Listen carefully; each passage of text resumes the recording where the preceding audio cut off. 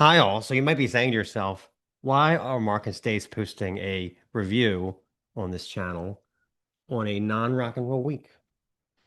Well, I'll tell you why. Because this album was good enough that it could actually be on either show. And we felt like the rock and roll crowd would actually like to hear a little bit about this band that we're going to talk about next. Okay, Sounds of Decay 3 is the new album from Urne, Setting Fire to the Sky. As most of you know, we've been fans of the UK trio Urne for years now. We reviewed their last record, A Feast on Sorrow, back in 2023, and had a lively interview with vocalist and bassist Joe Nally as well.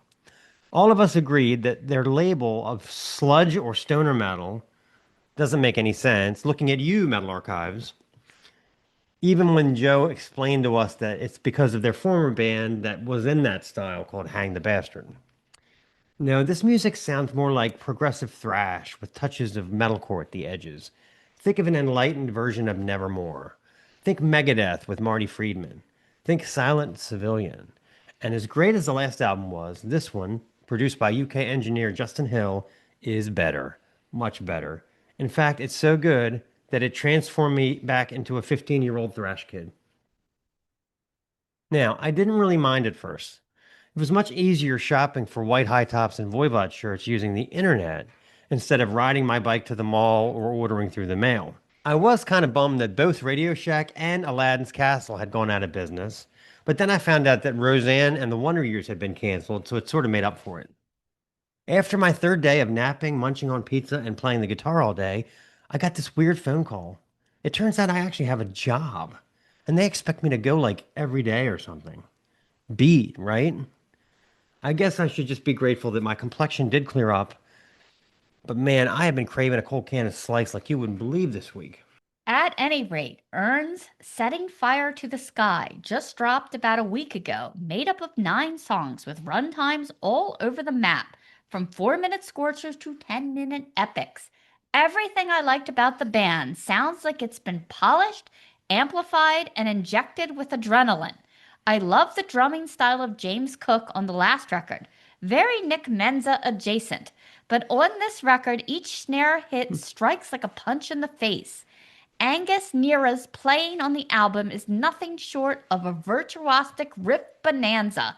Every song is packed with a multitude of whip-smart tempo changes and thrilling lyrical solos, optimized with harmonies, which are going to sound great live as they've recently recruited second guitarist Curtis Bagley, making them an official four-piece. Of course, we'd be remiss not to mention the impressive vocal spectrum of singer and bassist Joe Nally. His clean vocals on this album will put a lump in your throat, while his husky barks will make you want to bruise your own forehead. I haven't been able to read all of the album lyrics yet, but the ones I've seen seem much more aligned with determination, with striving, with pushing forward than death and dying. Optimism core? Let's hear a little of this beast and decide for ourselves. Let's play a clip. Be not dismayed. Be Not Dismayed is the name of the clip. We're not telling you to be not dismayed. Just wanted to make that clear.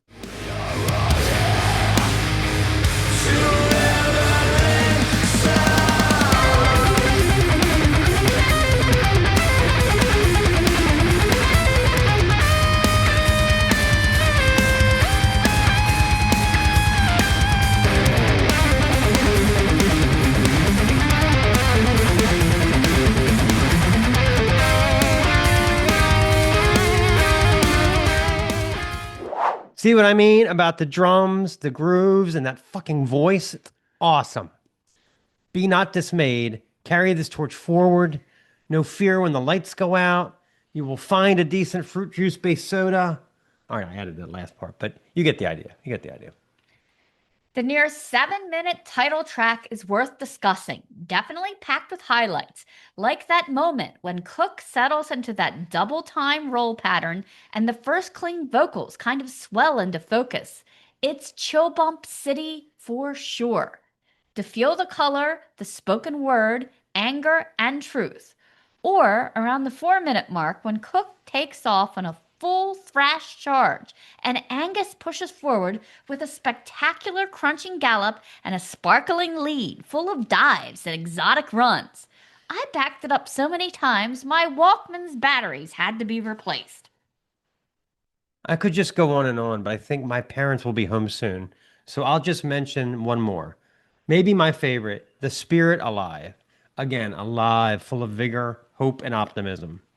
As soon as that first main riff hits, you are goner, people.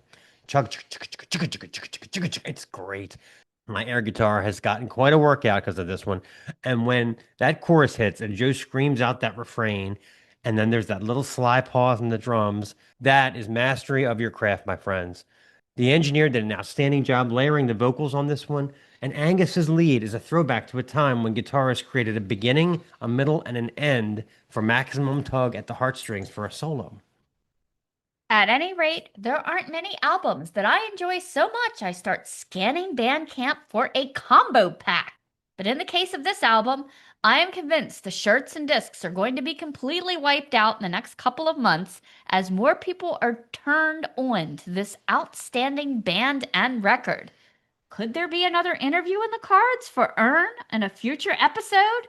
You bet your sharper image catalog we're gonna try. Let's play a clip. The Spirit Alive. Across the line, the place between the fingers of this dying man. The breath held into make no sound. Body engaged to pray to the future. Somewhere in the silence, a drenched in solace, there's a dream that will never subside.